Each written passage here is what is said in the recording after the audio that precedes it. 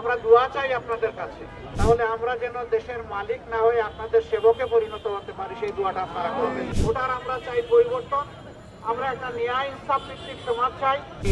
বসে আছেন, তাদের দেখার মতো কেউ নাই, কথা শোনার কেউ নাই, সেই পরিবেশ আমরা বাংলাদেশে আর দেখতে চাই না। আমরা এমন একটি দায়িত্বশীল সরকার দেখতে চাই যে সরকারই খুঁজে খুঁজে জনগণের সমস্যাগুলো চিহ্নিত করবে এবং সমাধানের দিকে আত্মনিয়োগ করবে। এরকম একটা ইনসাফ ভিত্তিক সমাজ আমরা গড়ে তুলতে চাই।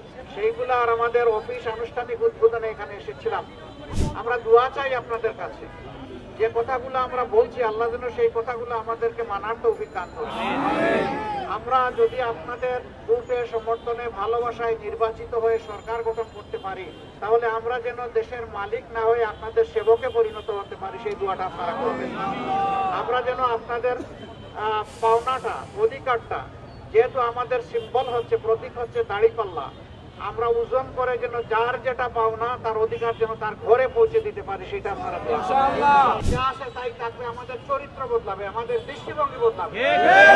৫৪ বছর যে দৃষ্টিভঙ্গি নিয়ে দেশ চালানো হয়েছে, মাঝে মাঝে কিছু ব্যতিক্রম ছাড়া অধিকাংশ সময় জনগণের উপরে জুলুম করা হয়েছে, বেশিজম চাপিয়ে দেওয়া হয়েছে। আমরা ওটা আর চাই না, ওটার আমরা চাই পরিবর্তন।